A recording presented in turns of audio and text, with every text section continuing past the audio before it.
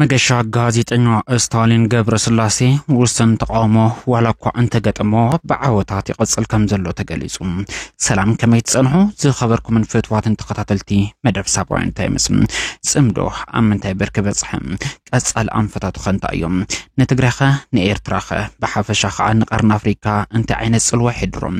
ሓቢርኩምና ምስ ጸንሑ ብዝርዝር ክንምልከቶ ኢና ላይክ ኮሜንት ሼር ሰብስክራይብ ምባል ፈጺምና አይን ዘንገዕ ንኹላትና ሰናይ ጸንሒት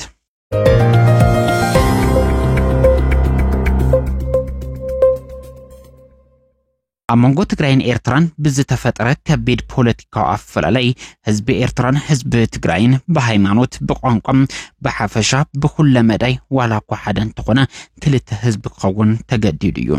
ክልተ ህዝብ ምዃን ጥራሕ ዘይኾነስ ከቢድ ቅም ክፈጥር ዝኽኣለ ደም ፍሳስ ተፈጢሩ እዩ በወገን ትግራይ ንመራሕቲ ኤርትራ ዘጽላልእ ናይ ፕሮፓጋንዳ ወፍሪ እንትግበር ተጋሩ ይሕጎሱ ኤርትራውያን ድማ ቁጥዖም ያስምዑ በተቃራኒው ድማ በወገን ኤርትራ አንጻር ትግራይ ዘቅንዕም ናይ ፕሮፓጋንዳ ወፍሪ እንትግበር ኤርትራውያን እንትድግፉ ተጋሩ ይቁጥዑ ይኹን እምበር እዚ እስከ ደም መፈሳስ ዘብጽሐ ከቢድ ፖለቲካዊ አፈላላይን ቂምን ዳግም በሰላምን በፍቅርን ንምጽጋን ዝተጀመረ ምንቅስቃስ ግን በርከዝ ዝበሉ አካላት ዋላኳ እንትደገፉ ውህዳት ዘይባሃሉ ግን ብትሪ እንዳትቆሙ ይርከቡ በርግጽ እዞም ተቃወምቲ ዘልዕልዎም ሕቶታት ፈጺሞም ዝናዓቁ ይሆነን ፍላይ ሰራዊት ኤርትራ መሬት ትግራይ ተቆጻጽሩ እንዳሃላ እንተ አይነት ጽምዶ ኢና ክንፈጽም ፍላይ መንግስት ኢትዮጵያ አብልዕሊ ኤርትራ ወራር ነመፈጸም አጽዋሩ እንትውልውል መንግስት ኤርትራ ንሰላም ድሉ ምዃኑ መንግስት ኢትዮጵያ ንመክለኻል ወይ ከዓ ንህዝብ ትግራይ ከም ደጀናይ ምግባር ትልሚ ዘሓዘከ ይኸውን ዝብሉ ስጋታት ይቕመጡ እዮም እዞም ስጋታት እንዳሃሉ ግን ቂምን ጽልእን ክንአሊ ይብልና ኒልካ ምድምዳምከ እንተ አይነት ፍትሐይ ዝብል ሕቶ ድማ በኻሊ ወገን ይላል እቲ አመንጎ ትግራይን ኤርትራን ናብ 30 ዓመት ዝጽጋዕ ዝተሓጸረ ከቢድ ቂምን ጽልእን ኣብ ሓንቲ ፀሓይ ክእለ ዝብል ትጽቢት ምግባርከ ይውህና ይኸውን ዝብል ሕቶታት ወን እንዳተልዓሉ ይርከቡ ብርግጽ አመንጎ ትግራይን ኤርትራን ሰላምን ጽምዶን ንኽመጽም ከም ቀንዲ ምኽንያት ኮይኑ ዝርከብ መንግስት ኢትዮጵያ በርባሕር ብዝብል ምኽንያት ኣብ ልዕሊ ኤርትራ ወራር ንምፍጸም ዝጀመሮ ምንቅስቃስ ክኸውን ይኽእል እዩ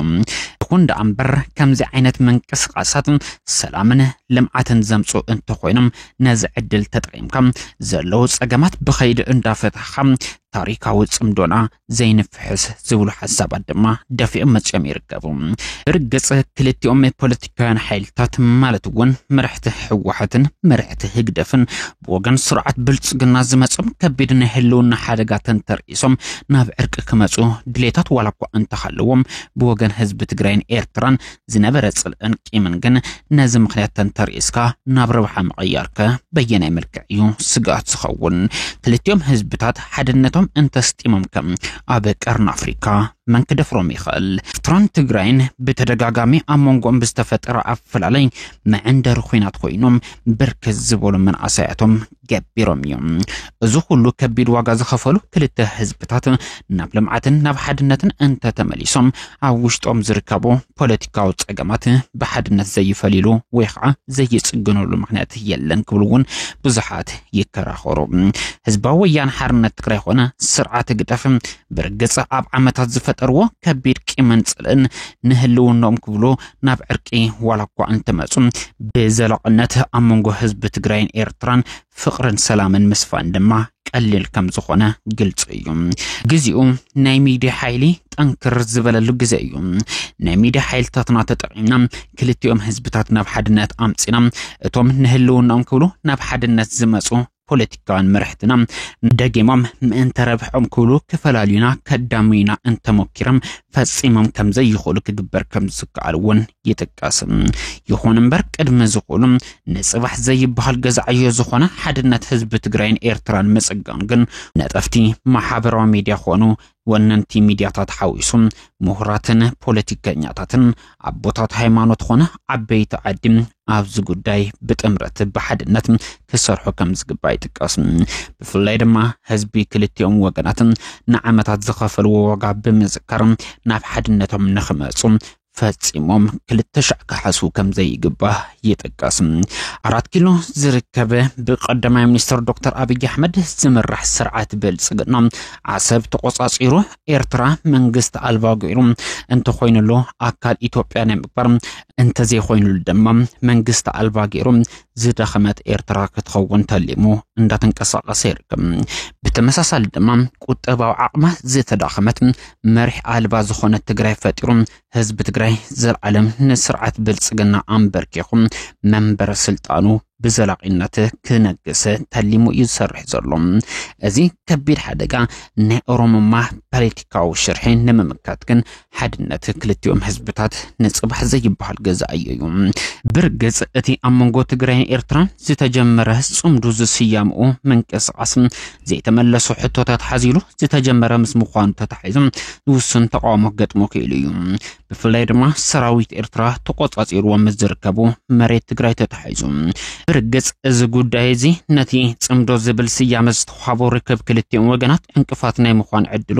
ቀሊል ዝባሃል አይኮነን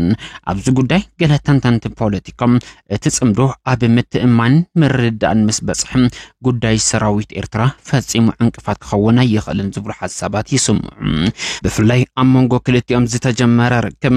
ንክልቲኦም ህዝብታት ብዝረብሕን ብዝጠቅምን መንገዱ እንተተፈትሑ እዚ ጉዳይ እዚ ብዝኾነ ማዕቀኒ እንቅፋት ይኸውን ሳይዚ መርአያ ድማ ኣብዚ ቀንያት ኣመንጎ ክልቲኦም ህዝብታት ጽምዶ ብዝብል ዝተጀመረ ውሰን መንቀሳቀስ ሲዕቡም ሰራዊት ኤርትራ ኣብ ከባቢ ዘላንበሳ ተኺል ወዝነበረ ከላ ንመፍራስ ብዙሕ ግዜ ወሰደሉን ስለዚ እቲ ብሽም ጽምዶ ዝተጀመረ ርክብ ክልቲኦም ወገናት መጻ ተስፋታቱ ዝልዓለ ምዃኑ ኣብ ግምት ብምእታው እቲ ሕዚ ዘሎ ጸገማት እንዳልዕልከም ንርክብ ክልቲኦም ህዝብታት ዘዕንቅፉ መንቀሳቀሳት ሙሉ ንሙሉ ተጠዋቢልከም ኣብ ርክብ ክልቲኦም ወገናት ብወገን ትግራይ ኾነ ብወገን ትግራይ بحبر كان عسلي جبا زولو صعوعت بصفيحو انداتلعلى يركم ابز خيد زغن انقفات قنكم سرعه بلصغنا نزتلمو بوليتيكاو شرحي بر كفيتكم امتي ابز حلفو ن30 عامات زصقعو مصاوت شواوያን ኮይና ነንሕድሕና ደም እንዳተ ፋሰስና بقيمن بصل انزت حصره كبيد افلالياتنا ሱር ክሰድድ ምግባር ግን ብዙኾን ይኹን ማዕቀኔ ተቀባልነት ከም ዘይብሉ ይግለጽም ስለዚህ ትግራዋይን ኤርትራውያንን ኣብዝ ጉዳይ ዘለውና ጸገማት ኣብ ከይዲ እንዳፈተሕና ንጽምዶ ኣብ ሓደ ንሰለፍ ዝብሉ ሓሳባት ብሰፊሑ እንዳትሰምዑ ይርከቡ ኣብዝ ጉዳይ ክብራትን ፍትዋትን ተኸታተልትና እንትልሙድ ኣብዝ ጉዳይ ዘለኩም ሓሳብ ኣብ ኮሜንት ብትሕትና ከተካፍሉና ንሓትት